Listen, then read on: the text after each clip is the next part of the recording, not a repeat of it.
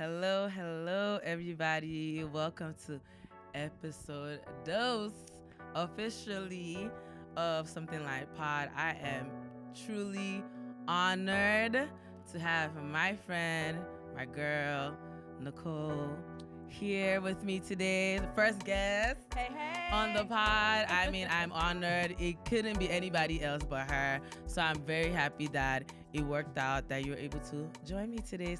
Welcome, Nicole. I'm so happy to see you. So happy to see you. So happy to have you. I'm so honored to be here. You know, I was thinking about it this week because I knew we were going to see each other today, but I was thinking about it this week and I was like, every time I have a crazy idea about something I'm going to do and I tell you, you are so excited. You're like, you can do it. Well, no matter what it is, you're like, yes, I see it. Yeah. You can do it. I'm like, wow, what a blessing. You know. What a blessing. I feel like throughout, the course of our friendship, I'm like, Nicole, I'm moving to LA. I'm moving to New York. I'm cutting my hair. I'm dyeing my hair. I'm like, there's so many things that I'm doing. You're like, yes, you can do it. Yes, it's going to look great. It's amazing. I'm telling you. And I was like, wow, what a blessing to have a friend that will always be in agreement with you. Yeah. And I feel like we talked about that a lot over the summer when we went to Mark Hugh. Yes. And we had our little talk and cry session. Love Mark Hugh. That was a great place to have all that, though. Absolutely. It was a beautiful day for that. And how we're like, the importance of having friends who can stand in agreement with you is so powerful. Yes. It's so powerful. And, just leaning and appreciating that now in our wiser years. I don't want to say older, child. Listen. But in our wise... Growth. What Kelly said? Growth. Yes, in our wiser years. So, Nicole, I feel like even though we haven't been friends for a long time, your friendship is one that is very, very important to me. And I love the example that our friendship sets because I feel like when people think about friendships as close as ours, they think, oh, they must have known each other for such a long time. Right. And people assume that about us because of how close we are. I'm like, oh, we've probably known each other for a long time.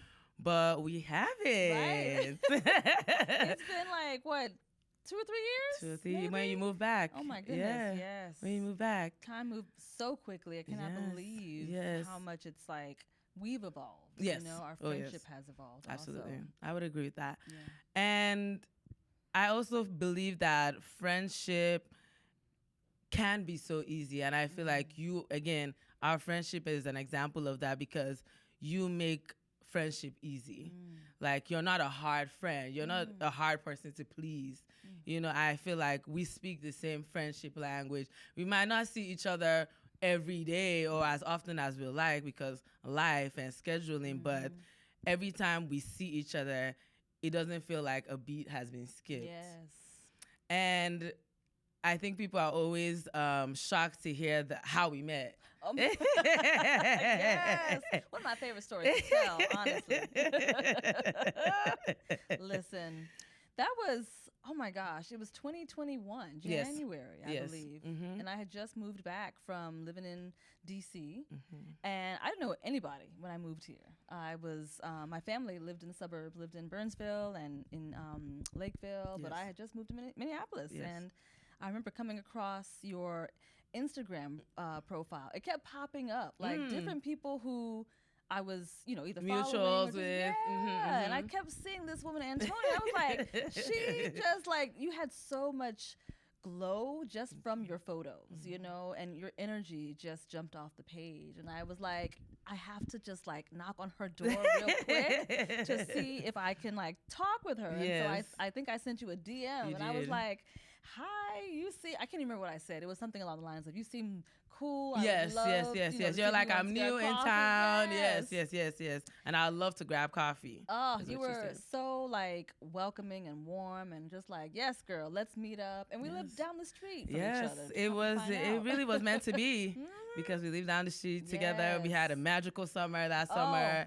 We biked everywhere. We walked everywhere. Listen. We sat on your patio. We drank. Midtown Greenway. We danced on your patio. We had a magical summer that summer.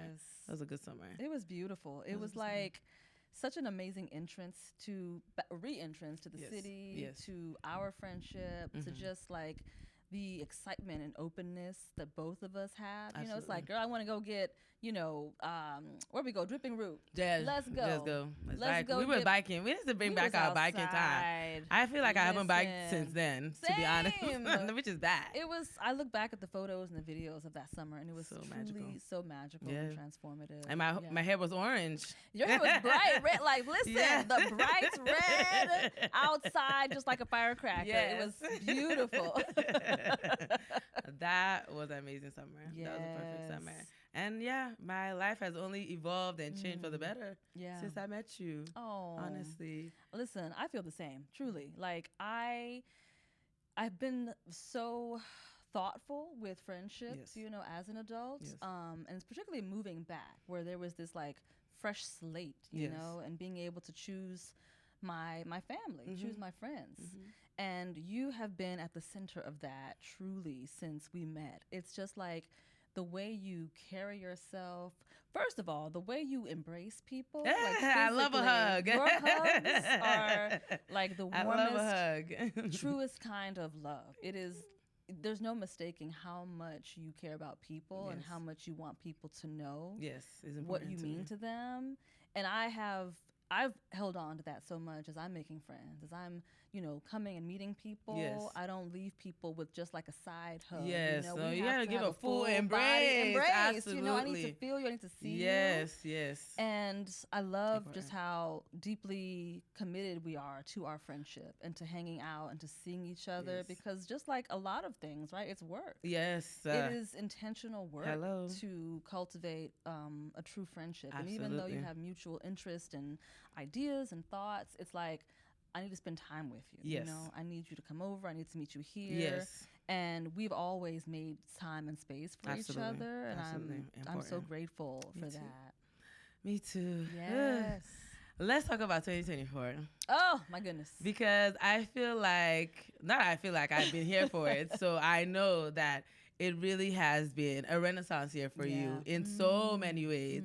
In professionally, personally, just holistically in your life. You've changed your pace of life. You've changed how you move through life, how you move through certain spaces. Yeah. Walk us through 2024 for you. If you could walk us through 2024, goodness. Where would you start? Where does one begin? And how would you have envisioned that this year would unfold the way it has? This year, it really, as much as I knew certain things were coming, this year took me by surprise in every way possible. Absolutely. Like, it came in January, February. I was incredibly sick. Yes. And I was not expecting that.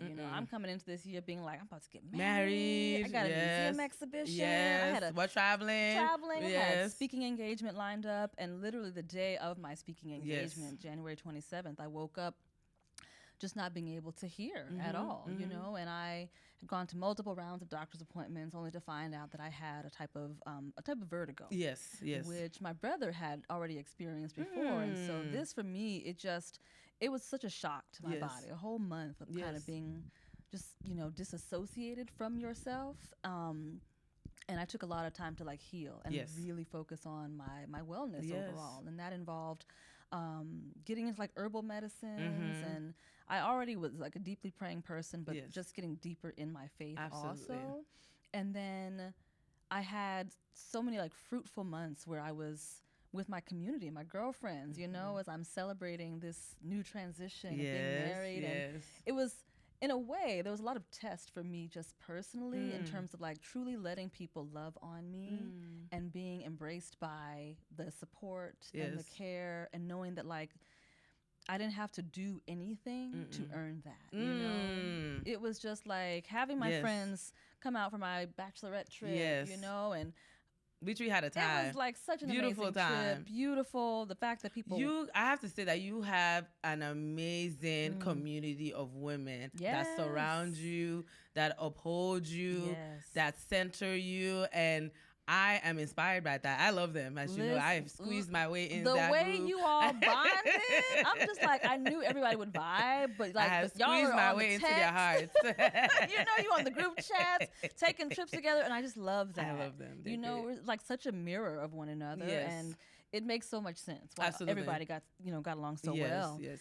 But it was also like me being able to move through not just like being a person who does and who creates and who is tied to like my identity with my profession. Yes. But I got to sort of reimagine myself as like a person who I'm becoming, who I'm stepping into more outside of my work. Yes. And this was a really big year, both for my career, but also for me exiting, and sunsetting a business that has been tied to me since, I was in my 20s, essentially. Almost over a decade, yeah. Exactly. Mm-hmm. And so it was like the transition of becoming, partnered with somebody and, who embraces me so wonderfully, who supports me so much, who prays for me, who like holds so much care for me and allows me to be out in the world and, doing my work has been such a deep blessing.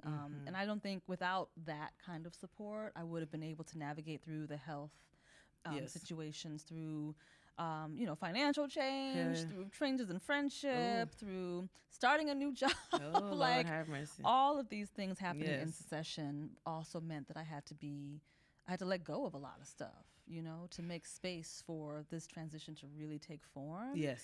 And this year, the word that was always at the top of the year was release. Ooh. Like release. That's the one. And I've been leaning into that versus trying to resist some of the things that are being asked to be let go of. Mm-hmm. I really had to lean into that. And it's, oh gosh, I can't even express how much weight is lifted off of me, how much openness and rest I've been able to have. Amen. And when I'm thinking like, oh my gosh, work is being taken away, like what am I gonna do? I've been moving out of that kind of like survival mode a bit and just accepting and really embracing like, no, you're supposed to rest and dream, and then things will sort of cultivate through your dreaming. It doesn't always have to come through my doing, through my work. So that's it. You touched on a lot of things that I can draw a thread line through, because on one of my episodes of the Lite Interlude, I spoke on how when I go into a new year, I go in with a word. Yeah. And you said release, and that really resonated with me, because I felt like I did a lot of releasing last year, with transitioning out of my 9-to-5 and being more of like a creative, bartending and all of that. But I really love that word. Yeah. I feel like 2025 might be my year of release. Listen. I like how you said, you had to release, but also, stand in and work on that resistance. Yeah. Because I feel like I'm holding on to a lot of things that might no longer serve me.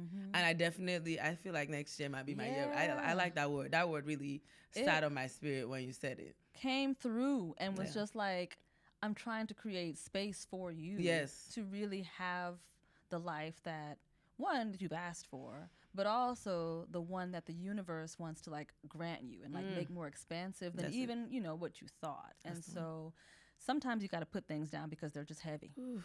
And being able to be open even to that, is a challenge already, on its own. You've already kind of cracked open the door to a portal right there by just saying, I'm even open to that possibility, and that's been a game changer for me, truly. I always would talk about pivoting in my career. I worked as a photo editor for a while. And then I got into upholstery, and now I'm back to like photo and art direction, And you really have a special eye. Child, I mean, I feel like that is just your love. Like it's your passion. Yeah. Like, especially with your new engagement you're doing on your Instagram with glass. Yes. I'm just like, the way you take pictures of glassware, I'm like, that is my heart. I'm like, is this glass or is this art? Like, which one is it? Oh, thank you. You just have a unique eye. Like, you can take a picture of your glasses sitting on that stool right now, and I'd be like, I would have never thought. Listen. Like, what is the lighting? What's the contrast? Like, you just have such a unique eye that I just knew that it was just a matter of time that you would come back there, because it kind of never left. No, it didn't. It never left. Yeah. I always, like, it took me a minute to even sit and sort of string together, like, what is this through line that I'm always drawn to? Yes. And it is curation. It is like looking at beautiful things and beautiful objects. Absolutely. And telling their story and telling that visually, you know. Yes. And it made so much sense too that I was, you know, dovetailing that with getting back into photo direction and stuff with the paper. But it just came to me also as sort of like a dream. I had thought about doing something with glass last year, like a marketplace, and for different reasons it didn't materialize, which was okay.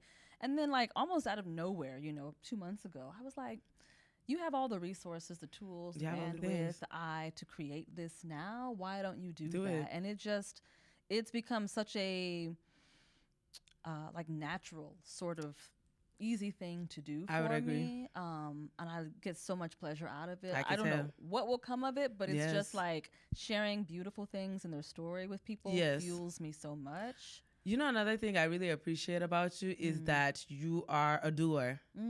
Like, I feel like with glass, like you said, you know, you thought about doing it last year, but when it came back into your consciousness this year, you did it. Yeah. The same thing with paper clips. Like, I feel like you have an idea, you do it. Like, you're a doer, you're an executor. Yeah. And I also love that you're not afraid for people to see you trying. Like, I feel like that is somewhat of your beginnings with upholstery. Because I feel like, especially you being a Black woman in that space, I feel like people would have never thought that you would have the accomplishments that you do tied to that, because it's such a niche industry. And I feel like you just started trying. And, you know, I think back to how you told me you were, you know, doing couches and flipping things in your studio in DC. And then you went into the garage and like, you know, everybody was just helping you move things around. Like, your beginnings with upholstery were very humbling, but you found your way through it. And I felt like with you sunsetting it, which personally, I feel like it's not really a sunset. Listen. It's probably like, you know, a good night for now. And like, we'll see you later at the next sunrise. But I just feel like, just because I've seen the work, I've been there, I've been to your studio when you had your studio in Northeast. Like, again, it's another thing that I feel like in due season, you'll come back to it in a way that is more you in that season and more sustainable. Kind of like with photo editing and, you know, telling that story. Absolutely. I appreciate that so much, truly, because it's, especially, you mentioned a couple of things there, but that doing part, like that is very like innate to me. Yes. Even though it is something I cultivate, I think part of it is being an Aries. It's just like, you know, you have the idea, let's go ahead and do it. It's also being someone who, when I have been very blessed to be able to like manifest things quickly. Yes. And it's not even where I feel impatient about stuff. It just feels prompted on my spirit. And I can see the vision for it. And I see the people to collaborate with on it. And to your point, I'm not afraid of like trying or, you know, putting my vision out there in a way that people can see me trying. And, you know, you kind of build as you're climbing a little bit. I've had lots of models who I've also seen doing that work. And it's very inspiring for me to just be like, let me honor the intuition that's been put on me, the feeling, and try to put that out. I don't want to stifle it. I don't want the universe to feel like I'm afraid. Or resisting. Of the gift that it has given to me. And so it's really important to like cultivate all of those things in their time. And with upholstery, I have so many people who are just like, I hear you say you leaving. I hear you. But, I mean, look at the evidence around you, because it's like as soon as I said it out my mouth, you know, this was something I wanted to step away from. I feel there's been so many other doors that are creaking open, and they're like, but hey girl, but what about, you know, real quick. And I love that. And I'm always, like, I'm never shutting the door completely on something, you know. If there's opportunity there and if it feels aligned, you know, I'm walking towards that. Because I enjoy creativity, and I feel, you know, I enjoy being in service to your community, to my community in that way. So when opportunities bubble up, I'm absolutely, you know, going to step into them and step into that purpose for sure. I agree with that. Another thing that I was reminded of this week was, you know, we're definitely not going to make it through this podcast without me talking about my girl, my main girl, Miss Janet. Listen. You know, I love Miss Janet down to the white meat. Love to you, the Mommy. She is amazing. I love your She's mom amazing. so much. She adores you. I love her so my much. Goodness. Like, I love her down. I need to go. I can't wait to see her this week. Love her so much. But when she gave that speech during your welcome brunch or your wedding, first of all, why you didn't let me go before Miss Janet? Because Miss Janet just blew me out of the way. I mean, me too. Me I feel like I did my best, but like I was really walking in Miss Janet's shoes. You were amazing. She just did so good. You were amazing, child. I love her. She's great. I wasn't ready for her either. I was not. Honestly, like my mom has never given a speech at any of our weddings. I know. So that was also one of the reasons. I was like, I'm her firstborn daughter. Yes. And our relationship has grown so much, you know, as mother-daughter, and I felt I wanted to honor her by giving space for her to talk about our relationship, you know, all these years. Which she did so beautifully. She did, and I'm so grateful that me coming back home after 15, 16 years of being away has allowed us to have the kind of relationship and friendship we couldn't have had, you know, any other way. Yes. And I'm so grateful to her speech. And she did that. I know she got it. It's like 8 pages long. I told her I need a copy. We was like, girl, read every single line of every single page. We want to hear Miss Janet. I will be here. I have things to say. I've only known her whole life, so you know, listen to me chronicle everything. But you also, like, your speech was just so from the heart, you know, so gorgeous, and just like you are such a sister to me. Absolutely. And there was no way I wasn't, you know, gonna have you not speak and share and all that stuff. So I'm so grateful that you did. Thank you. It was my honor. It was my honor. But yes, Miss Janet in her speech, a lot of things in her speech stood out to me, and it also reaffirmed to me why we are as close as we are, because I love how she talked about how, you know, you've always been that daughter, like that perfect daughter. You've, you know, done the things that you were supposed to do. You've, you know, been on the straight and narrow. You know, you're family oriented. You've been there for the family. But she also talks about that word, I'm going to use that word again, resistance. About how when you were thinking about going to college, you didn't tell anybody where you applied to school, and you applied to a school out of the state, and the reaction that her and your father shared, and how they didn't love the idea, but you were like, I'm doing it. Like, I ain't applied to any of the schools, so like, am I not going to school? I'm going to school. Right. So, you know, I think when she talked about that period in your life to your return back home, it just really moved me, because I always tell my nephews this, because they play college basketball, and, you know, basketball is a young man's sport. It's also like a fleeting thing. Like one day everybody loves you, the next day you don't score as much as you want, and you're like not loved. And I always tell them, I said, nobody can see the vision that you have for your life besides you. So you have to go for it. It's not always going to be applauses. I promise you, it's not. But when you see that vision for your life, you owe it to yourself to go for it. Whether there's applause or not, whether people are encouraging you or not, you owe it to yourself to see that through, that vision for yourself. And I tell them that all the time. And I have to remind myself of that as well. And every time I think about that part of the speech, I'm like, wow, Nicole has always stood on that.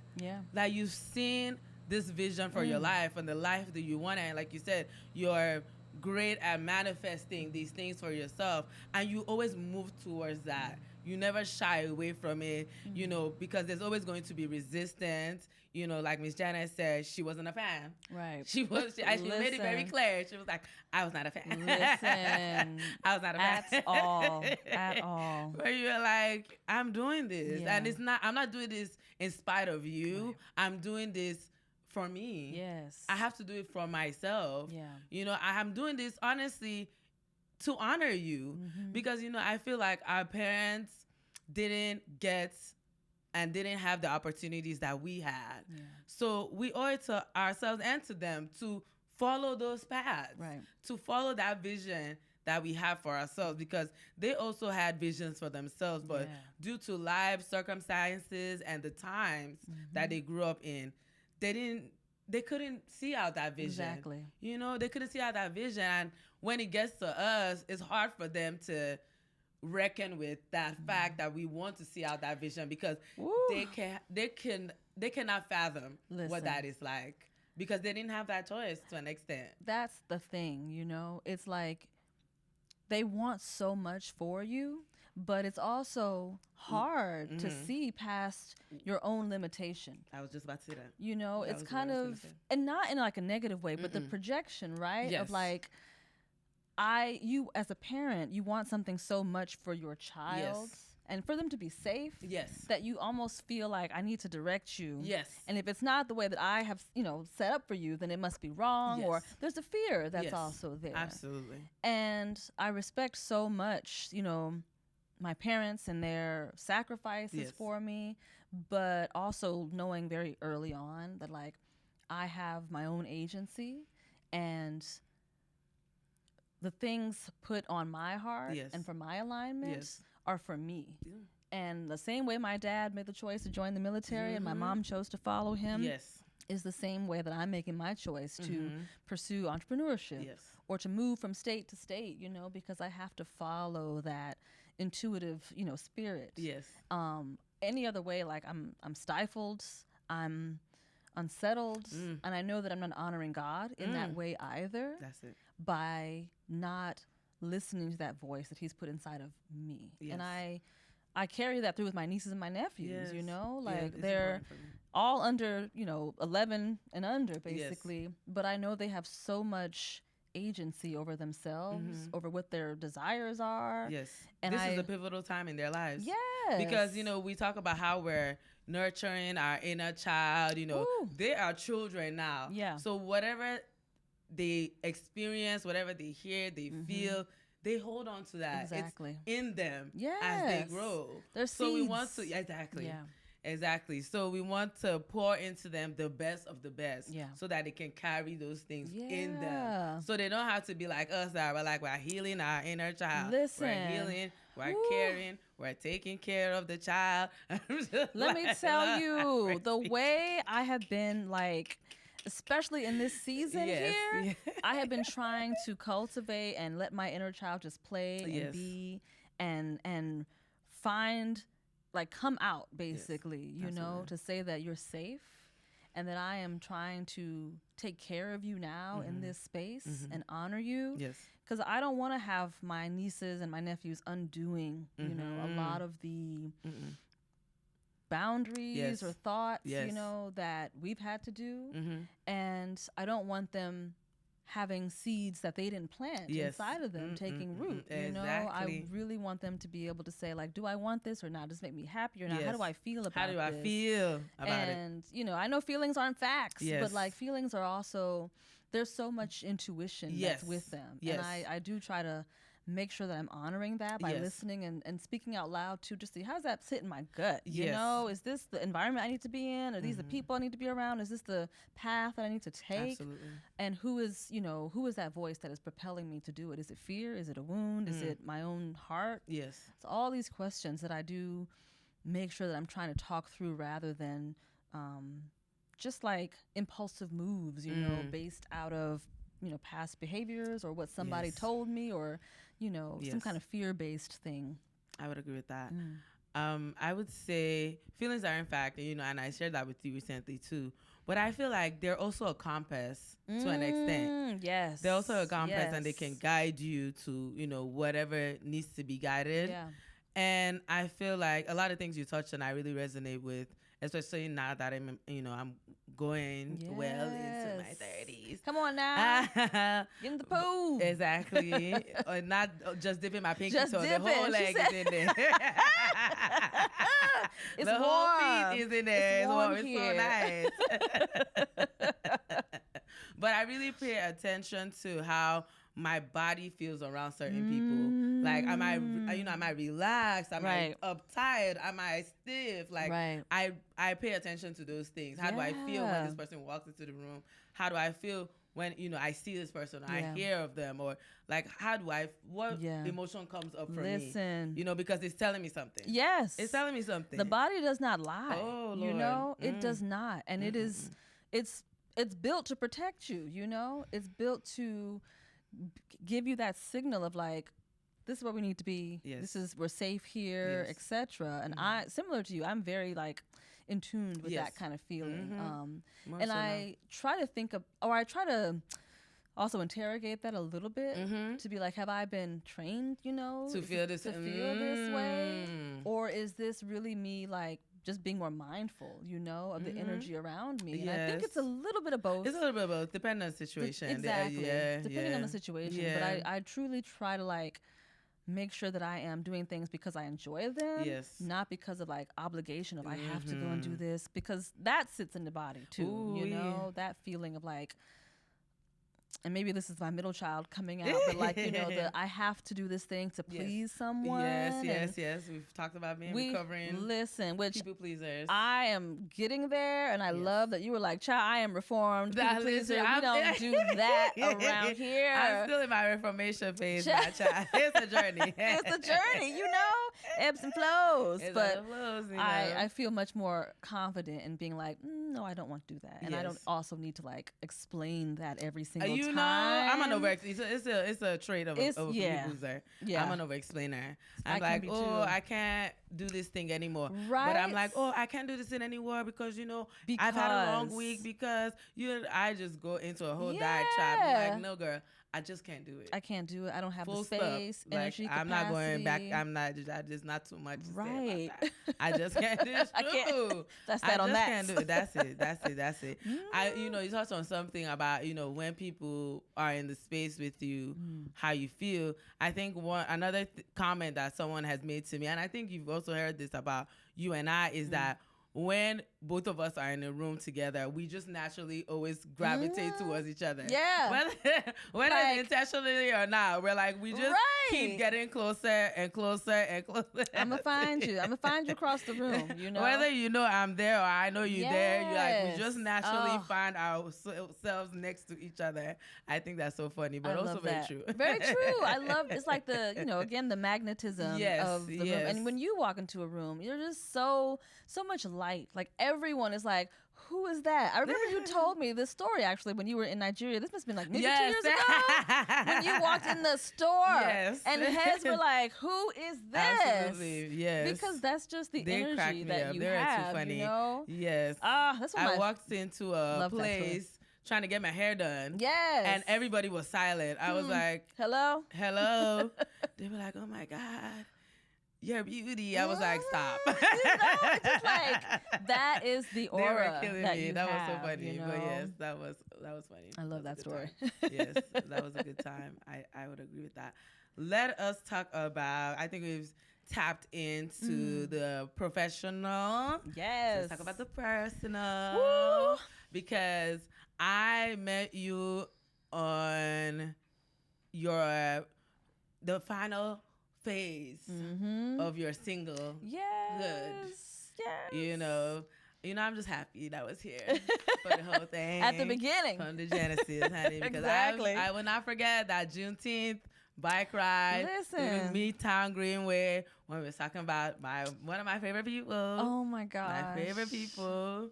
The incomparable Mr. Mike. I love Mr. Mike. I do love too. him. He's love amazing. him so much. He's the best. Amazing. You were the first person to meet him. Like the way we embrace. I love hugging him. I know. The way we embrace, you would have thought that we knew each other from somewhere. We was just carrying on. This is how you hug people, and that's exactly what he said too. He was like, she just is so warm. I love him. And Mike is like, he is a true introvert. He really is. He does not really rock with people. He says this all the time. Even when we go to places, like I remember that one night when me and Elizabeth were sitting on the patio at Emerald Lounge. Even if you don't see me, Mr. Mike is gonna see me. Let me tell you something. He is gonna see me. He is always like, he's beaming when he sees you. When we talk about you, he's like, I some Antonia. I was like, who doesn't? I love him. It's just like your hugs, you know, feel like home, and he's like so happy when he gets to hug you. He's great. And when he gets to just be in this space with you, yes. like every time I see him, he's smiling. His hands are already open. he's such a warm person. I tell him, I'm like, you're like a big teddy bear. He really you know, is. He's so nurturing. That's the word. I was hoping you would say that, because you know, the first time I came into the home that you both shared, and I saw all the plants. Yeah. And you know, that he has that one plant that he's had for over a decade. 20 years at this point. Over 2 decades. And I'm like, because my Monstera at home thought somebody said something. Listen. Because it's on his last leg. As for me and myself, I aspire to I said hello. Like, I love looking at plants, but when I tell you, the care for them does not translate to my desire to like look at them. And Mike is all about taking care of the things in the nurturer. house. Like, I think that was the thing that really solidified for me. I was like, this man know how to take care of some things. Listen, he taking care of it in his bloodstream. It's his love language. He kept this thing alive. It's truly his love language. No, he did that. Acts of service, he nurturing. Be doing that. Yeah. So, like I said, I was there. Your last leg in singlehood. Yeah. And what do you think, you know, in 2021, what do you think, what about your life then do you think that you were doing that prepared you for a love like the one you have with Mr. Mike? Wow. What a beautiful question. I really love that. A lot had transpired. It was, again, the release. Like, I was in such a transformative part of my life at that point in my career, too. And I came back home, and I was starting all over. Yeah. Like, my furniture was somewhere in New Jersey. I just had an empty apartment. I didn't have a car, none of that stuff. Neither of us had cars. I didn't have clientele. I was just here. I was kind of just floating, you know, going between my parents' home, my sister's home. But I was really open to mostly meeting someone just to connect. Yes. Like, I wasn't trying to come into anything with the sense of like, I need to find my future husband. Honestly, I wasn't even trying to date. I was just like, I'm going to get on these apps and talk. Because I came to the city, everything was closed up. You know, quarantine was happening. And it was the middle of winter, so nobody was out. And I was like, okay, I need to meet people. I need to talk. You know, I was messaging you. I'd messaged some other people who have since become amazing girlfriends. And when I was on Tinder, when I, you know, met Mike. And truly, it was like my last day. I was going on the app to get off the app. Yes, I remember that. And I remember just going through to see, you know, who all had been like swiping, basically. And I saw his profile, and it was just so warm, and he just something about his face just seemed very welcoming. And so deciding to talk to him, I loved that it was really just like someone who I can connect with. We had similar interests. He was very, very cool, but I was like, my mindset wasn't on dating, honestly. It was just like, oh, that was a really nice person. I enjoyed his company, you know?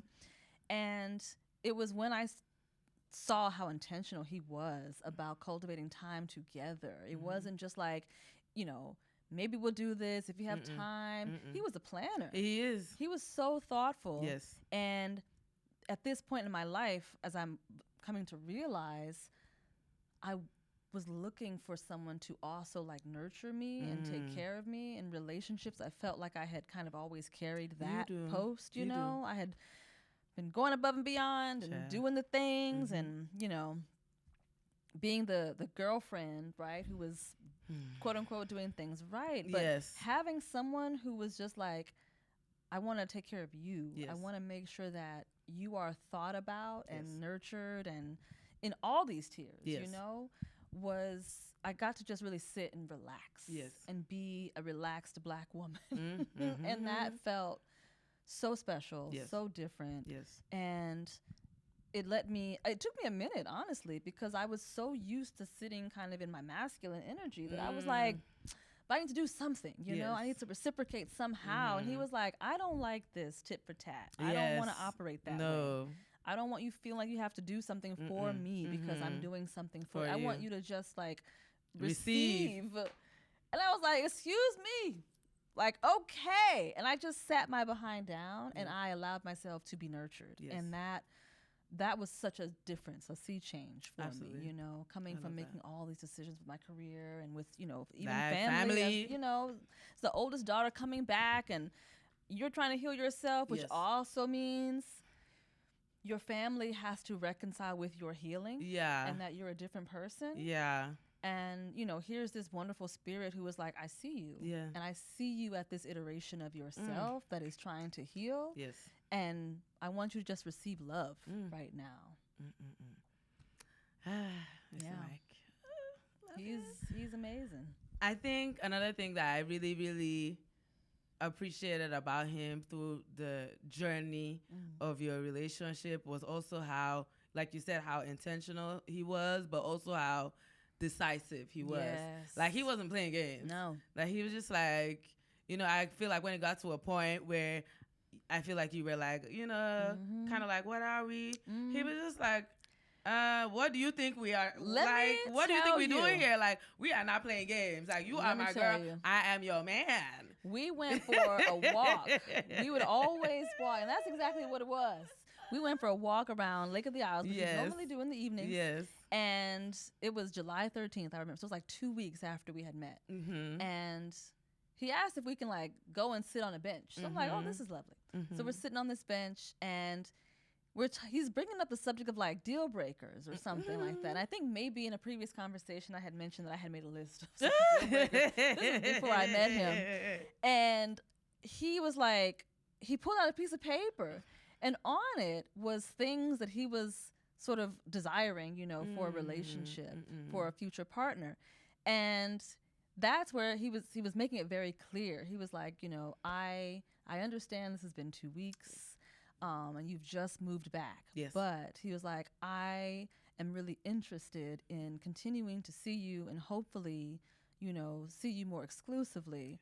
And I was just like, this feels so official, you know, so formal. But at the same time, it wasn't at all like, I don't know, cringe or strange. It just felt really natural. I was going to say it was organic. And it felt really thoughtful. It was reciprocal. Someone say, you know, I want to be with you. And here's sort of my intention, you know, with you.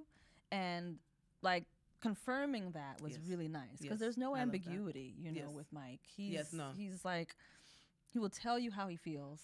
And he expresses that through actions and through words, which is really affirming for me. So that energy was what I didn't even realize I needed, but I was very grateful that he came along, you know, just naturally as that kind of person. Organically and naturally would be what I would say is the through line of your relationship with Mr. Mike. And also, I feel like also both of you transitioning into living separately and coming together and finding this beautiful home that you both share and, you know, living together. I feel like that also happened organically. I feel like when you shared the news with me, I wasn't surprised. I was like, yeah, that makes sense. I was like, You were like, okay, and so I was like, where? What are we doing tomorrow for lunch? I was like, okay, that's cool. Okay. It wasn't oh my God, I was like, this feels like the natural pace, the natural next step. Like, things are moving along the way they need to move along. That's how it felt to me. And I was like, sounds about right. In the same way that you were saying earlier, you know, whenever you were sharing a transition or change, I'm like, listen, that is the energy also. You're just like, it makes sense, girl, that you are starting this and doing that and moving. Like, it makes sense, of course. And what else is new? You know? And it's so freeing to be able to share that news with someone who also can, like, hold up your heart in that way. Because these are all, even if they feel seamless transitions, they're all transitions, right, that we consider and that do require an energy exchange, of ourselves with another person. and to some extent like a sacrifice, you know, of space, of solitude, of energy, you know, and I'm so grateful that you were there for all that transition and change and goodness. Okay. Yes. Let's fast forward. Yes. To the engagement. Listen. A beautiful day. Because I feel like I felt it. I didn't think I told you that before it happened. I was like, it's going to happen. It's going to happen. Like, I told you, I was like, this year is not going to end without it happening. You said that. You said that. I was like, this year, I told you, I was like, I know. Prophet. Hello. Listen. Okay, I'm over here just chilling. Antoine was like, I was like, this year is not going to end without this happening. You said that. Yeah. And sure enough, it was December 24th. Hello. 2022. Hello. Like, yes. It was amazing. Like, we had talked about, you know, being married, but I thought maybe, you know, engagement, maybe my birthday, which is in March, you know, something around that time. But he knows that Christmas is like my favorite holiday. And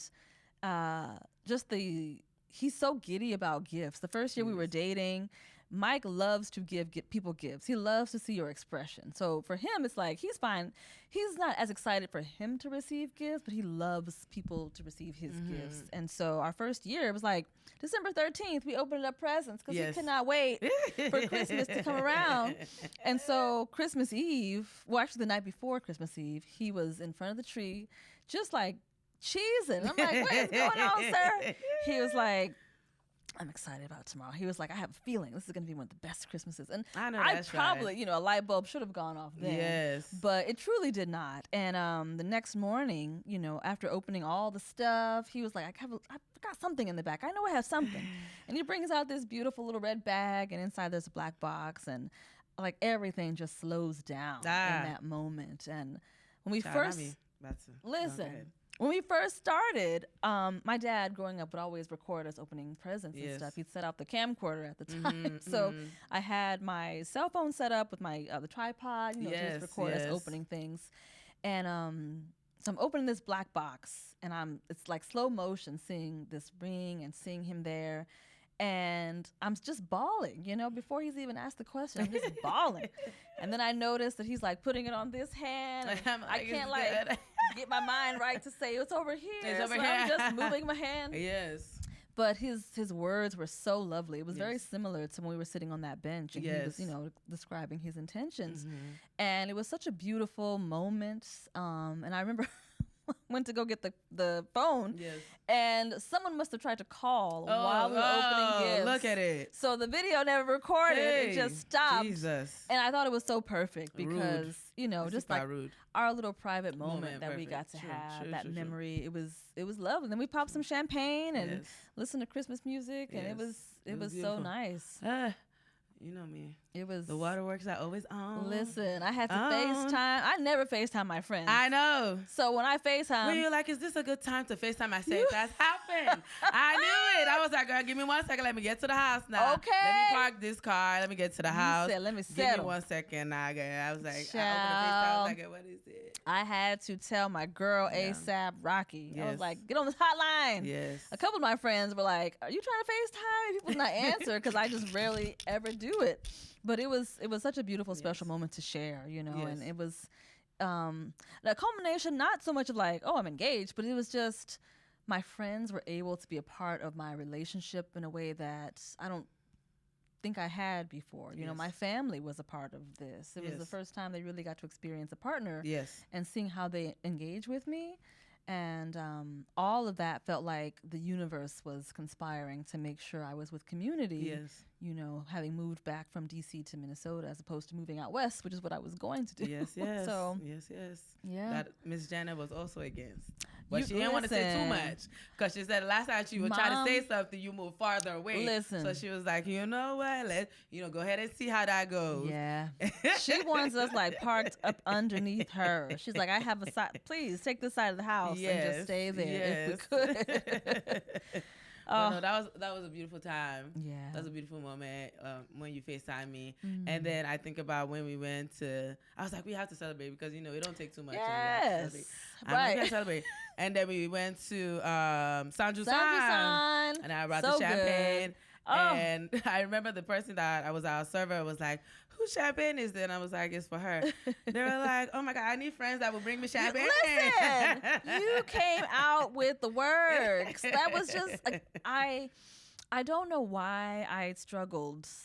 And I feel like I still kind of grapple a little bit with this, of feeling like allowing people to shower me with like love. Yes. It is, and it's not that I don't have people around me who do that. Yes. I think for so many years, I felt like I had to do that for other people to really have friendships, you know, and for different reasons. You know, growing up as a military kid, you move around so much. Yes. You know, you have friends for 3 years and then you're gone to another place. And so I've tried to really cultivate friendships that were reciprocal and that felt like that people showed up for me in the way that I wanted to show up for them or had been showing up for them. And it just felt so rare and special when you were like, let me take you out and actively acknowledge and celebrate you in this way. Yes. I'm still grateful for that. You know, every time, anything I'm doing, you are like, we need to mark this. Yes, you know, we do. We need to celebrate and be in the space together. We do. And that's a different kind of friendship, you know. That's like, it surpasses just that word. It's a sisterhood, you know. It's like a very beautiful bond. And so I'm super grateful. Yes, it was great. We loved it. We ate, we laughed, we, we cried, I'm sure. Right. Exactly. You know we did. As I'm fighting back tears this whole interview. Aww. But yes, that was a beautiful moment. And then fast forward to the bachelorette trip. Yes. Of our dreams. Beautiful times. We had a great time. And fast forward again to the wedding. The wedding. Honestly, I told you this, and I've told everybody this that I've talked about the wedding, but best wedding I've ever attended in my life. Girl. And you know I've been to some weddings. You've been to I traveled for weddings, weddings. honey. I worldwide with the weddings. Listen. Best wedding. Oh, Tonya. Ever attended. And again, it comes back to you and Mr. Mike and ease and a natural flow of things. You know, that day it was forecasted to rain and it didn't. Like, it was beautiful. The ceremony was beautiful outside. I loved your intentionality with having like things handcrafted and personally made by like Kemi and Addie's and like just tying in your community any way you could. I still have my zine. You know, I have everything. And I'm like, it was just so, I just had so much fun. I was just so at peace. Thank you. And I've honestly never experienced that at any wedding. Oh, girl. I promise you. You had the perfect amount of people there. The location couldn't have been any better. So like, it was just the perfect day. Oh, I'm so happy. You. I think back on it, and of course I look at the pictures all the time, and I'm just like, it was, the thing I kept telling you about, looking forward to the day was, it really was the day that God ordained, the day that was made for you guys to get married. And it was. That's why it was perfect. It was so. The day that the Lord made. Thank you, girl. Yeah. Like, my grandfather, on my dad's side, passed years ago, and he and I were so close. Like, I loved how you honored him at the wedding. Like, I had to, he's been truly like my guardian angel. And it's been that day I felt his presence so much, with the sun coming out at just the right time. The right time. For everyone to be able to go outside and the people who, and also that weekend, if you remember, like all the travel, chaos wasn't that the Microsoft shutdown? Yes, that very weekend, it was like every airport in the country had like canceled. That was the Microsoft Gate week. I was like, I forgot about that. That was the Microsoft shutdown. Also, I didn't even know Microsoft had it like that. Me neither. Because why are y'all in the airport? So much power. That's a whole other conversation for another day. Monopoly. But it was like there was so many events happening. It was also the same day, because I remember I was sitting up in the bridal suite, and it was when Joe Biden was announcing that he was stepping down. That is true. And it's just like, I'm good old Joe, on my phone for whatever reason watching the news. My mom was like, "What's going on, girl?" And I was very present in that day. Yes. In a way that I had prayed to be. Yes. Because I wanted to be able to like feel, you know, all of the intention that we had put into that day. And it was so evident. Incredible. Absolutely. Like the people, y'all made it what it was. Honestly. We had the details and the, you know, accoutrement, but you all came through dripping with the outfits, with the love, with the blessings, with the energy. It was beautiful. And just like that's our number one compliment from that wedding is that the people were so beautiful, amazing, and just warm with one another. So I'm grateful for that community. We had a time at the wedding. It was a great time. Truly, again, best wedding I've ever attended. Thank you, Chuck, because you've been to some weddings. I have. I feel like you were also the most peaceful and like present. I love that word. I love that you use that word because I also felt that bride that I've ever encountered. Like you were really, like you were there. Like you were fully there in every word, you know, encompassing the word there. You were there. And like you were like not stressed. Like you were just like, you were floating. Like I feel like the whole day you were just floating. Like nothing weighed you down, nothing. You were just like, I could tell like there was no weight on you. Like you were just moving through that day with ease. And I was like, you know what? You know, I'm really pro eloping. Like I'm just let's go out to the courthouse. Listen. I used to work for Hennepin County. I can get a judge on the phone right now. Do it, and then we could get it done. I would wear my little white suit from Zara. Okay, and be fly. I'm done. Yes, I'm done. That's always been my idea. But you know, traditionally, because I'm the only girl, you know, they have to do all these things. I'm hoping that I don't want to do it, but you know, we'll cross that bridge when we get there. But I feel like your wedding was the first wedding that made me feel like, you know, this ceremony thing is not that bad. Listen, it is doable. Yeah, in your own way. That's like, the this thing. Is doable. I was like, you know, you see so much about different types of brides and how people show up for the weddings, which is wonderful. But I also felt like I didn't want to get sucked into like it has to look a certain way. It has to, you know, cost a certain amount or whatever it is. And to your earlier point, like I really wanted to make sure that the people whose work I loved, whose friendship I loved and admire were a part of that in some capacity, whether it was through the flowers, the vases, you know, the handcrafted things. It was our party essentially, but you know, I wanted our community to feel cared for, loved, and for me to show up in that way, I had to show up relaxed. I had to show up as, you know, that made me feel relaxed.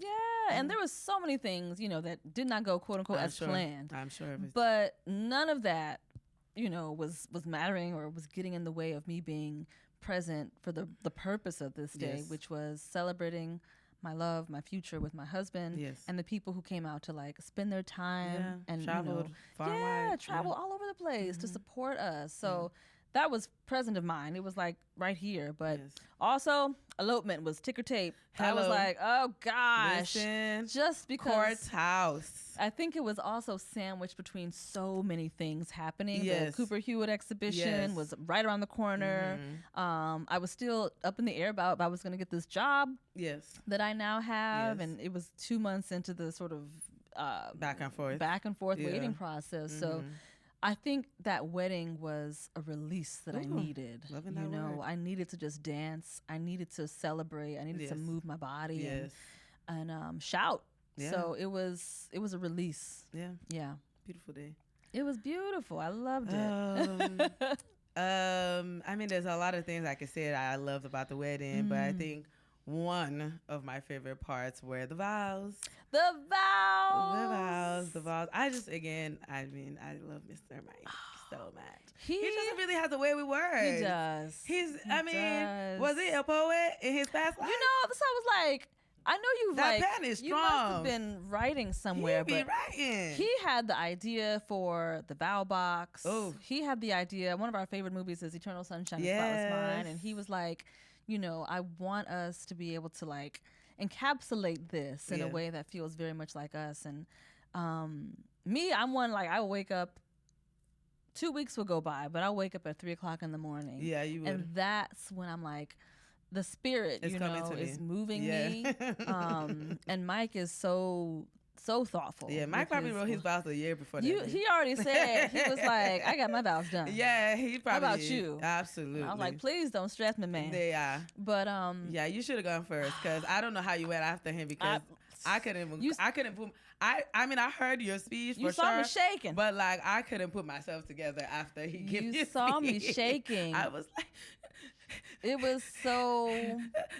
It was amazing. I can't even like bring myself to read them. You know, I need some time. Yes, but it was so perfect. It was perfect. It was so lovely. I mean, yeah. And then my uncle, you know, who was speaking too, which I was not expecting, but my gosh, the waterworks that came right after Mike's vows and then my uncle's. It was lovely, and that's what resonates with me. Honestly, is like the words that we say to express to one another is. I won't forget my dad's speech, my mom's speech, my brother's speech. Yeah. That was really touching to me too, about being the warmth of the family. You are. It's, woo. You think about, you come back home and everyone's been living their life in this specific way, and you come back and you're like, I'm a different person. Yes. So I also am asking you to engage with me differently. Yes. And how that can kind of interrupt some things, but at the same time it's necessary. Absolutely. So that we can all resettle and get on the same page again. Absolutely. So it was a blessing to have all of them be able to speak. Amen. On that day. Especially Lakeisha. Lakeisha looked great. Ciao. Love her speeches. Love all of her them. speech. All of them. Oh, my little big sister. Yes, so we love Lakeisha. She's great. Loved her. But yes, them vows really... They really did it to me. Thank you, girl. Amongst other things. They were so lovely. Yeah. I'm so glad that y'all were there. And it was a great day. And the musicians, love the music. Yeah. The DJ went in. He was great. Anthony. Anthony was great. Love me some Anthony. Yes, and Bianca. Shout out to them. It was a good time. It was a good day. It was a good day to have a good day. Yeah. And we did that. Fast forward to New York. Oh my gosh. Wait, okay, we've only been on 2 trips together this year. It was The Bachelorette and New York. Yes. We're going to have to change that in 2025 absolutely. Also. Yes. That was a great time. 2025 is a big year. Well, we'll get there. Yes. That New York trip I felt like was a blip. Yeah. It was in and out. Yeah. I can't even. It's a drive-by. Really though? Yeah. There was so much. Yes. But the opening was magical. So incredible. Yes. Beautiful people. Just like the culmination of 2.5 years of work, being in everyone actually able to see that and tell the story of it. On top of, the storytelling of the wedding, I guess, was so significant. Yes. And I'm pretty sure I went back home. Well, it was in the morning when I woke up and I just was crying. It was like, we love to cry. We love to cry. Yeah. We love a good cry. Yeah, we do. But just being able to process all of that, finally was so amazing. Yeah. And so I'm grateful that you came. Yes, You were all. And Tony's like, girl, what's the day? Yeah. What time? Yeah. I will be there. I was. That's so much love to fly there. Come on. I said, again, another thing that I said, I think on one of my practice, my pre-episodes for the podcast was that I am really blessed to have the friends that I have.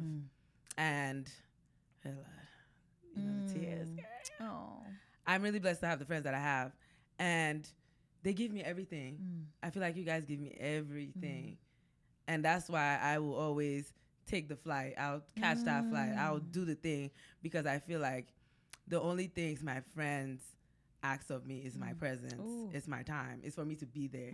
They don't want me to do anything, bring anything. They just want to see me. Yeah. They want me to be in that space. Yeah. And I'm like, I will move my schedule around. I will take that flight. I will do that thing, because it's the least I can do. Yeah. Woo! Yeah. That right there. Yeah. That's it. Just the presence. Yes. Yeah. And I'm so curious from you. I know, you're interviewing me, but for you, what was it like in your earlier friendships maybe that became sort of this seed where you were like, it is the presence, it is actually being with people that you value so much in the friendship you give, but also in what you receive. I love that. I'm an energy person. I feel like, we could, we love to talk. Yeah. We can talk on the phone, we can FaceTime and anything and everything. But to me, nothing connects me more to a person, and nothing gives me an understanding of what they're going through more than me seeing them. Yeah. More than me laying eyes on them. Like, I know everything that's going on just by me seeing you, you know. And, you know, you could call me and I can tell from the sound of your voice that something's going wrong or you're not feeling well and all that. But when I see you, when I see my friends, I can tell where their heart is sitting, you know, and I want to talk about it. Like, I want to help them move through that space. You know, I want to hold space for them, you know, and exchange energy with them so that they know that, you know, whatever it is, whether you're going through a hard time, we've gone through hard times. Yeah. We can go through, you know, we can make it through. And if they're in a celebratory mood, I'm like, girl, let's party. Right. Like, why are we here? Right. Where is the champagne? Okay. You know, I probably will bring it. Just let me know. No celebration is complete without champagne. Okay? Yeah. But whatever season in their lives they're in, I want to lay eyes on them and see how we need to, where we need to move the energy to, towards the direction that it needs to go to. Yeah. So it's important for me. I love that. That's the quality time. Yes. You know, it is. It's like to your point earlier, if we don't see each other for whatever, a month, let's just say, we're talking and we have that time together, it is quality. It is. You know, we're going to sit at this table. We're going to make sure it is all out here. Everything. Until the energy, you know, has kind of shifted as it needs to. Yeah. Yes. I love that. Important. Important. Ooh, love it. Okay. Let us talk about the year 2025. Oh my gosh. Do you have a word for the year? Ooh. What are you looking forward to in the new year? Where is your heart in? Yeah. Like, what is your heart space right now looking forward to the new year into 2025? I've been thinking about this, and I've been thinking about the word, honestly. Me too. And I think I'm gonna still release. I think there's some things I need to let go of. Yeah. I might even like tag team that with, you know, I was thinking about like something about ease keeps coming up, you know, and I think even a few years ago I had that word in my mind. Yes. But then I kind of pushed it to the side because I was like, I want to get this done. Elevate. I got to share it. Yeah. You know, I added a few letters and I made it elevate. And I wore myself out. Yes. That's and so the case. I'm going to be turning 40 in a few months. I was waiting for you to say that. You know, like, it's a whole different energy that I'm carrying. Yes. And this woman wants to be in her relaxed era so hard. Yes. Lots of bats. I have so many things I want to do. Yes. But I realize I have nothing to prove in the sense of the urgency to get them all out the way I did, you know, a few years ago. And I'm really, really, especially with my health stuff, I want my body to experience a shift in what it remembers. I want it to like know more relaxation, more breath work versus me hunched over doing upholstery versus me being stressed because is the deadline I'm missing? Is there a client who I missed, you know, I need to be in touch with or whatever? I want it to know more than the survival. Yeah, you know, or even just like the temporary satisfaction of like, I was seen, you know, and not seen in terms of like my wholeness, but like my ego, you know, like I think a lot of my work was sort of a way for me to have my ego, you know, be out there a bit. And I'm not interested in that as much. I'm really interested in like cultivating my ease, whether that is offline completely. That's me just minding my business and doing my work and being able to be as expansive in that work. But doing so, like leaning into support, asking my friends for help, you know, letting my partner take care of me just because he wants to. Yes, he loves it. Being able to like make decisions based on more flow versus like I have this goal, I need to get over there quickly. Yes. That's where I'm leaning into next year, and being more, just showing up more as myself and less self-conscious. Not that I have been super, but just like feeling myself a lot more and being able to show up as myself a lot more. So that, you know, is stepping up my style, experimenting with hair. Where we gonna go? We already up. Where we gonna go from here? Listen, We had places to go, honey. I need to get back out to California. Okay, now, yes, we need a trip. I was gonna say, are we gonna Napa next year? Yes, can we? We need a Napa trip. Yeah, like we need a Napa it girls has to happen trip next year. What? Yeah, the way with cocktails, with wine, everything. The views. Yeah. We need it. Yeah. We need to plan this, honestly. I'm telling you, because me and Diane, we already are planning our 10th anniversary trip to Amsterdam. I'm going. We listen. She went this year. I told her she went right after your wedding. I was like, girl, if it was a different time, I would hop on that plane with you. Be outside, I love Amsterdam. I'm gonna have to crash. Listen, I'm have to crash. I love Amsterdam. I haven't been in a while. 10 years ago in November, so that's the time frame we're gonna go. Okay, perfect. So that works for me. I'm gonna make it work. To get all the plans together. That would be so fun. Yeah. But yes, I want and this year or next year I should say, I've been thinking about I spend so much time with people, which I love to do. Yes. But I kind of missed, we're on travel too, kind of ironically, but I missed taking a few trips myself just to reconnect. And so I'm going to do a sabbatical, you know. Yes. I'm gonna break it up into 2 increments of 2 weeks at a time. Absolutely. But just go to a farm in upstate New York and just spend my time sketching and reading and doing nothing. Yes. And then, I really want to go to the vineyard. Why ain't nobody invite me to Martha's Vineyard yet? That would be amazing. I want to go there. Listen, we need to go on somebody's list. Yes. Okay. I Please put us on the guest list. Thank you. Yes.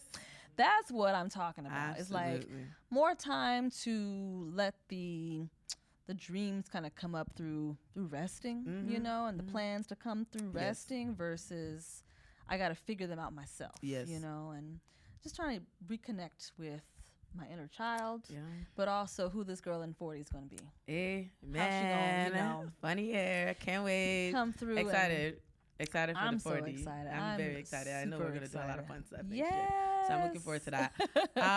A lot of things you touched on, I, again, resonate with.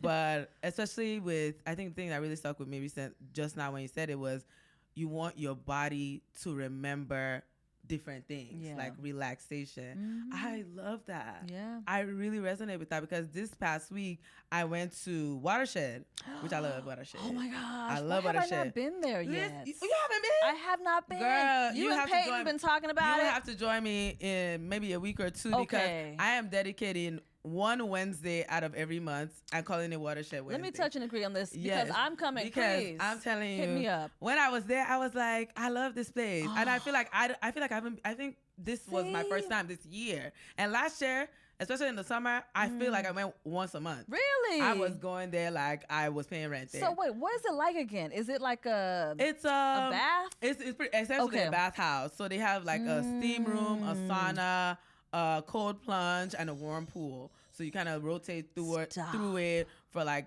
2.5 hours. No cell phones, no talking, because I went there with some blacks this past week, and they was telling us to shut the heck up. Well, they was, because we was like, we said this is the quiet car, honey. They were like, the woman was like, we were like, you said, got you. Yeah. Quiet car. Oh my goodness. Love it there. Oh, we need to go. Please. No, I told myself when I was leaving, I was like, I am dedicating one Wednesday every month next year, and it's gonna be Watershed Wednesday. That's part of the healthcare plan. Absolutely.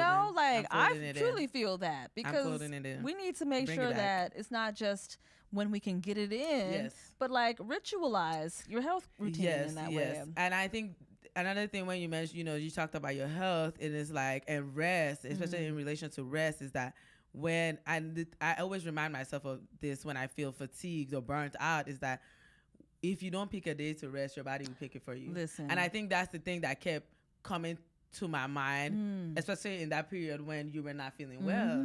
I was like, because you were trying to figure it out. I was trying to figure it out. I was like, what's going on with my girl? Yeah. Like what? I was like, I kept looking at it in relation to the date for us to travel for your batch. I was like, is she gonna be okay? Listen. I just came back from Nigeria. I was like, what is going? It was just too much. I was like, what is going on?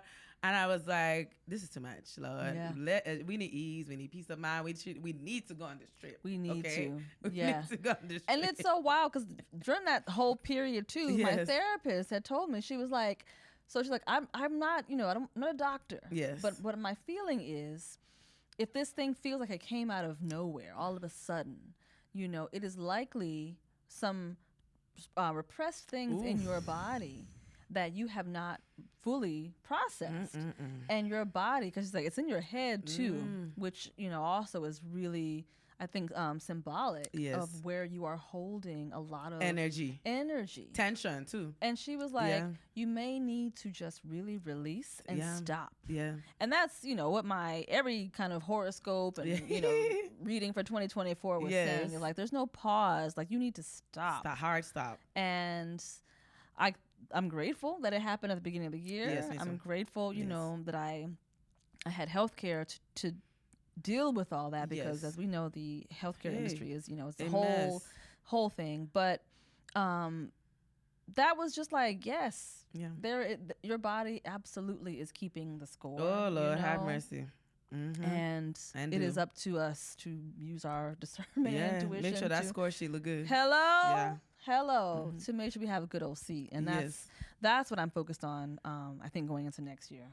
I would agree with that. My coworkers always laugh at me, especially at my bartending job, because whenever they like cut somebody or like, oh, somebody can't go home, I'm like, let me take it. They was like, girl, do you not want to work? I was like, I'd rather be laying down. Right.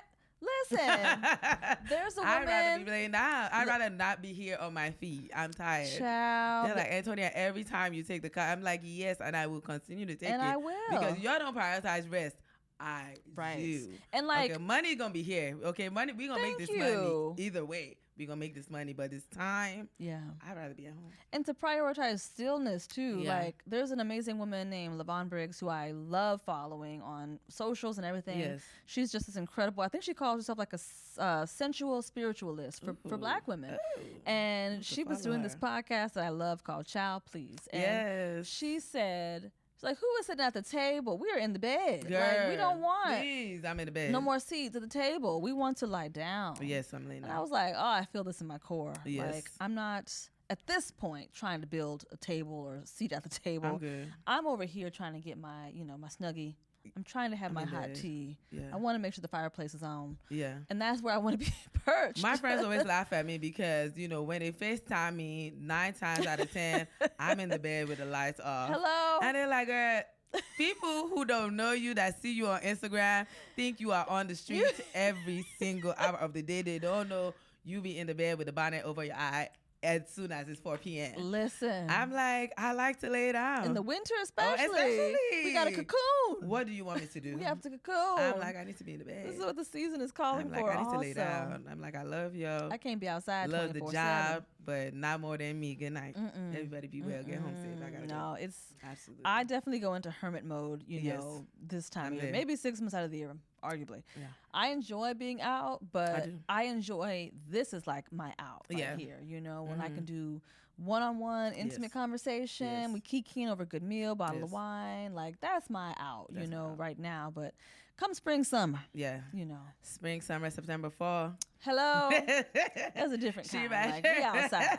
You better stop. Truly. I'm outside. We outside with the joggers. Period. We outside with the joggers. She gave us so much. She did. So They gave much. so much to oh us. My goodness. So much to us. Okay, let's do a quick 2024 recap. Okay. Any favorite artists or artists that you revisited? Any favorite concerts? Any songs that have really stuck with you this whole year? And what song do you go to when you want to like hype yourself up? Ooh. What song do you go to when you're like, you know what, I'm overdue for a good cry? Oh, great. And what song is like your testimony song? Like, Jesus did it today. Listen, I love this question. Okay, I'll start with the first. Like, artist who I came across this year who I just loved was Jeremy Pope. Oh, we love Jeremy in this house. Love Jeremy Pope. I was Broadway. Listening to his album on the way here. Yes, and we love it. I seen him on the screen years ago. Yes. But I just, his album just took me away, blew me away. You're the third person that has said that to me recently. I love it. And then his movie that he made, which is now part of the Criterion Collection. Yes, I heard. That stealth move of, just popping on the scene and then having your artwork be archived in that way was brilliant. The song I play when I'm like feeling myself. truly is like Doechie's Bullfrog. Ooh. Like you get this we're gonna have to offline about Doechie because she is in her prime, honey. She is in her prime. Okay, top of the roster at TDE. Like came top in 3 and not 3. swinging. Period. Yes. I love the whole era that she is having. I hope she having a moment. continues It's a to have Doechie it. moment. But that song is like, let me go into work with my headphones over the ear. Music is loud. Like you can't talk to me at all right now. I'm in the zone. And the song that I'm like, it's sort of my praise song. Yes. Oh, I was just listening to there's a song called I Want to Thank You by Alicia Meyer, and it is so stunning. Like it's a throwback, but it also has this like beautiful energy about it. And you want to dance, and at the same time, I just can't stop smiling whenever I listen to it. It's just one of those feel-good gratitude songs for me. Yeah, I would agree.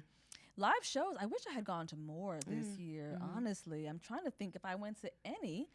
Oh, I don't know if I did. Really? Did we? What I feel like you did. I feel like, and I could be conflating last year.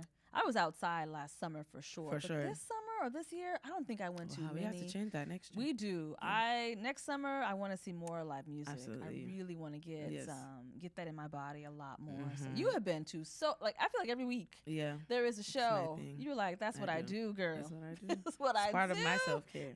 Listen, and I love that. I think people always ask me why I love going to concerts, and I think it's just something about me seeing the artists in their element. Yeah. Like they are just really the truest and purest form of themselves on that stage. Like they are giving us everything. Everything. Yeah. Everything. Yeah. And it really just reminds me that I really should be doing that every day in what I do.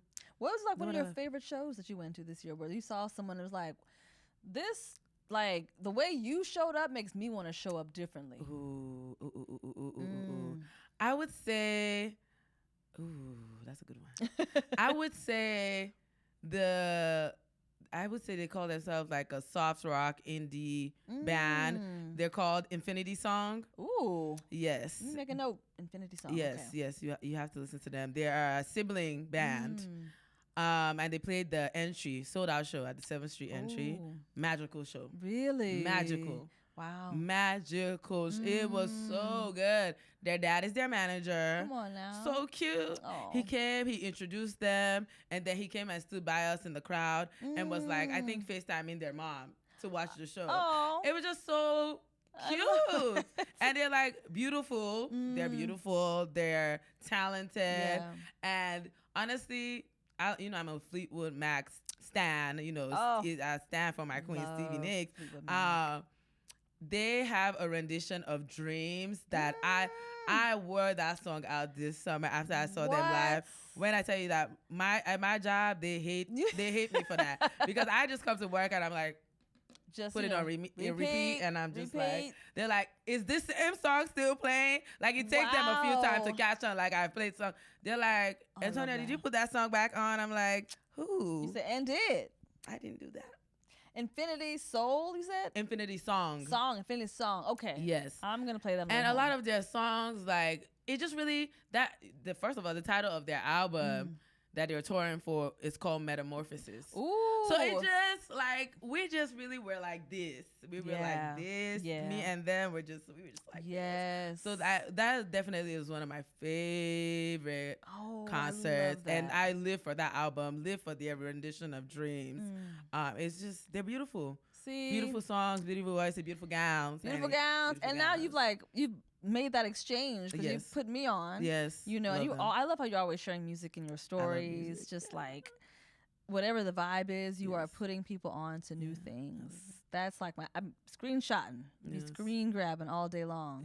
Yeah. I think there's for sure Infinity Song, and I would say Thames. Seeing Thames, Thames. She's just so beautiful. Like I just wanted to go wherever she was going. Aura. Also. That voice, that voice was just encapsulating. Like she's beautiful. Her voice is beautiful. Like she's perfect. I love her. Where was she playing again? She was at what was the venue where you saw her? I saw her in Denver. Oh, you saw her in Denver. I saw her in Denver. Okay, I was trying to think. Was she here? No, she didn't come in. Wow. Yeah. I feel like as Minneapolis in the past few years, especially, a lot of artists have been making this their first stop. Hello, I talked about that in my last episode. Yes, Kendrick and SZA. Okay, Tyler, you need to be at that show. You better get your ticket. You know I am. You need to be at that show because there's no way I'm missing the videos, the clips that I've seen of the pop-ups that he's Tyler is coming with things. He's coming with the things. The acts, I love him. Everybody, I love him. Kendrick and SZA, that's already like in the bag. Yeah, you know, oh my gosh. Yeah. It's a great time. The girls are working. You know? Yeah, they're on working these pocketbooks also. Like, but I love there's so much art to consume in that way. So much great music that's here. And not just like music, but performance too. Yes. You know, we're getting like set design. Yes. Lights, and it's a lot of choreo. It's just very exciting. A performance, a show. Give the girls a show. I'm here for it. Yeah. We want a show. That's it. Yes. That's it. Yes, I would say Infinity Song, Thames. Okay. I have to give honorary mention to Leon Bridges. I will see Leon Bridges live every single time. He's fantastic. He's just exceptional. Yeah. He's exceptional to me. Yeah. And then the band that opened for him, you need to listen to. They're called Hermanos Guitarras. Oh. And their music is your vibe. Really? Very like soundscape, very like transportive. Like their music really took me somewhere. Their music really took me somewhere. And it's like no lyrics. Really? No lyrics. Like every other song, maybe there's a few lyrics here and there, but for the most part, their songs are like soundscapes. Ooh, powerful. See, I love powerful, like cinematic music. Exactly what it is. That's what I. Okay. Oh my God. Hermanos Guitarras? Yes, Hermanos Guitarras. Yes. Okay, I'm gonna. Check that out. I have to send you their stuff. Please because do. I was obsessed. Like. And I love that they're brothers. By the way, I mean, I guess I have a thing for sibling bands. Like, right? Exactly. I love family. I love community. A duo coming together. They're brothers. And before, like, when they went into every new song, one of the brothers would be like, give a story, like paint a picture for you. Or like, this is where we were when we made the song. Ooh. Like we were on a road trip to New Mexico. Like we were doing this and this song came about. And we were like collaborating with our friend. And, you know, we were leaving this trip.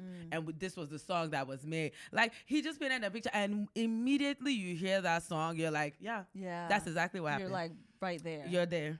Oh, I love that. And See, I was like, damn. The storytelling too. Ooh, that's the thing. There was a question. It was I forget the podcast I was listening to, but they were asking like, how do people feel about artists sort of giving interludes to their songs, I'm a fan. Like a little intro to tell the story. Yeah. Does that detract from when the song comes on?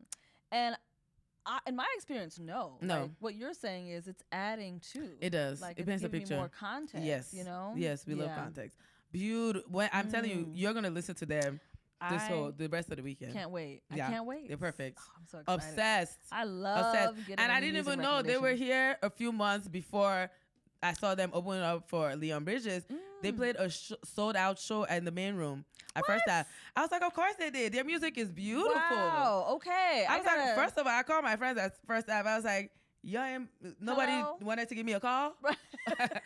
Where was my ticket? Okay, to this now show? You put me on. I'm definitely checking them out after this. Wherever they are next year, if they play, we gotta go see them. Okay, they're done. Perfect. Love. I'm excited for you to listen to them, man. Oh, thank you, girl. We're gonna have to talk more about books later, because you know I told you to watch something. Yes. Which I'm re-listening to the audio book. Okay. Oh my goodness. So we have to bring you back for that part 2, please. Please.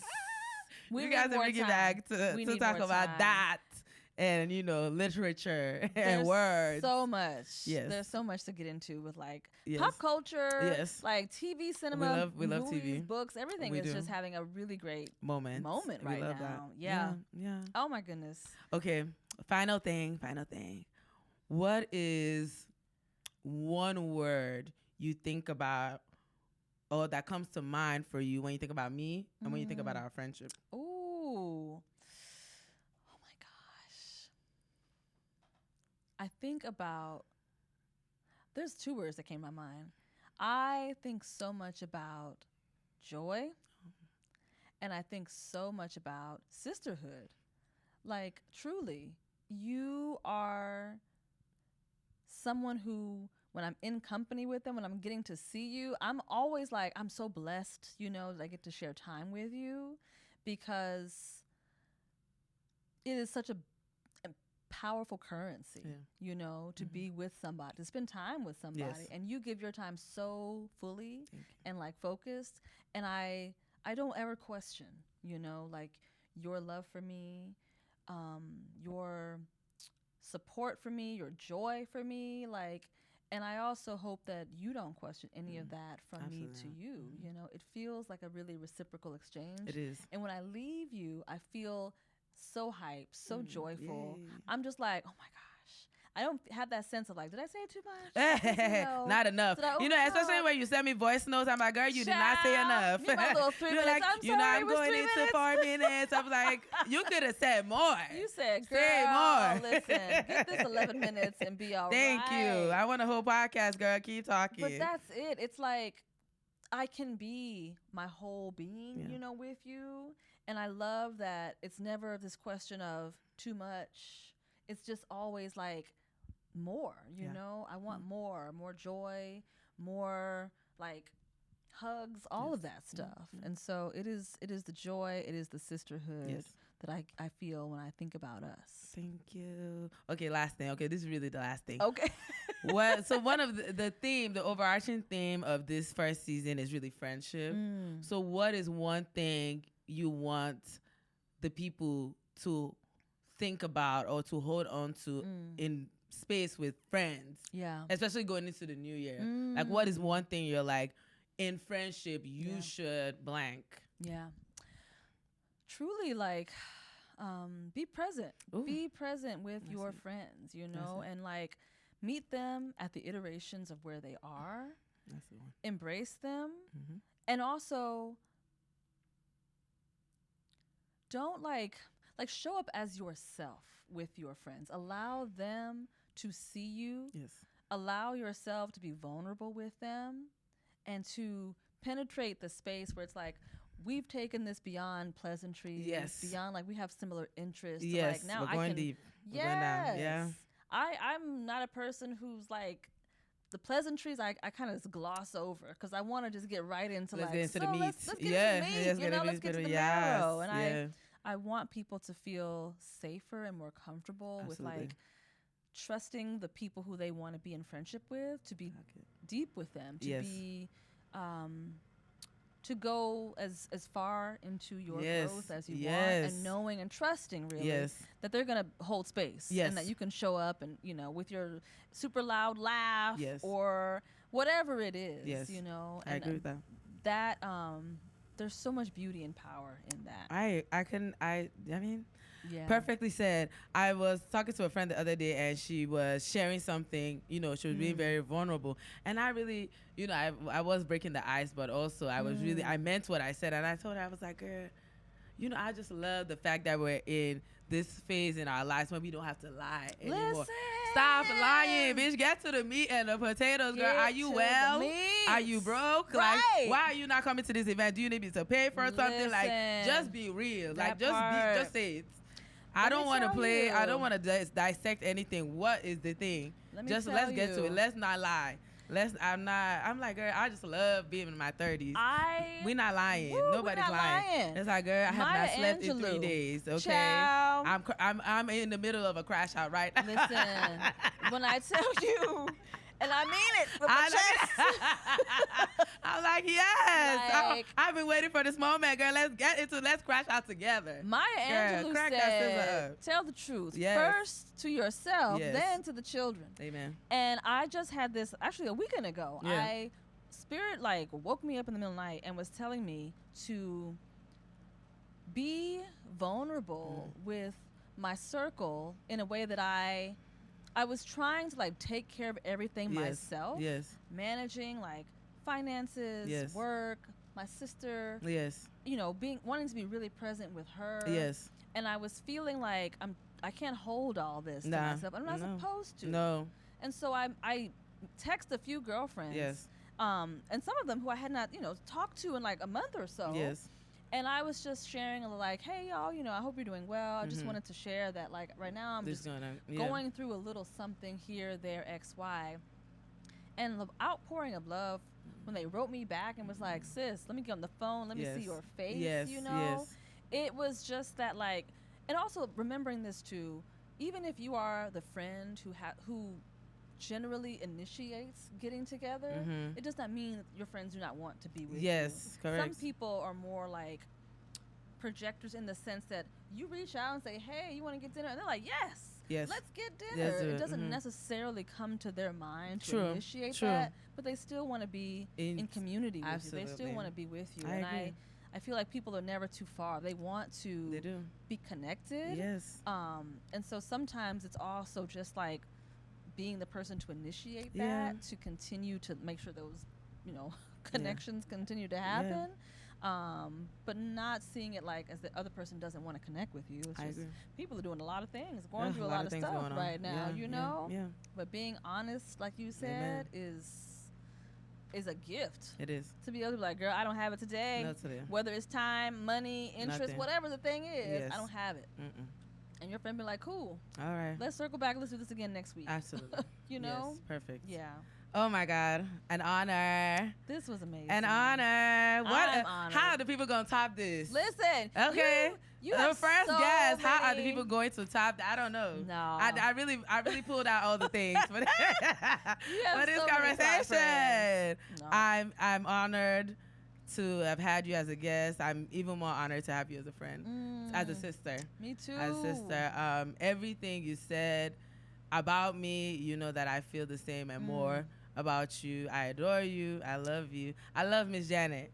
Make sure you let her know that. I know that. Miss I Janet, love your mama like she number mine. 2. I love her so much and I adore our friendship. Yes. It means a lot to me and I am looking forward to 2025, celebrating 40 with you and just continue to have a time, you know, living life, you know, going through the ebbs and flows of life. And, you know, like I said to you going into this year, I'm just happy to be in the crowd cheering you on and clapping and, you know, seeing how 2025 unfolds for you. So I'm excited about that. Thank you so much. Yes. Antonia, you were like, you are such my heart. I'm so grateful for you. I'm so excited for your podcast. Like the fly people you have here as your friends, the conversations you're going to have, just the way like you are so incredible about also evolving and shifting and saying, this is the thing that I want to do.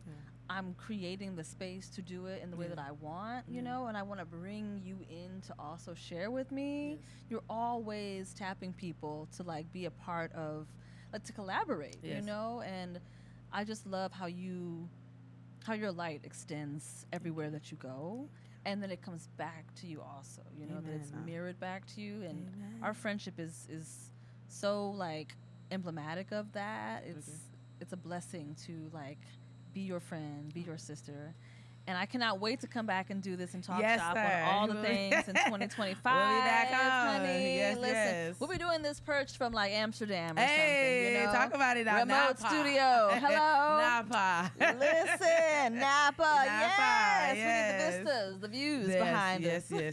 We can't wait. Thank you so much, my friend. Thank you for having me. Love Thank you guys for another magical episode. I mean, we'll be back next week with another fun guest, or maybe just me yapping about 2025 or whatever else is going on. You know, I love to yap. Appreciate you all. Thank you so much, and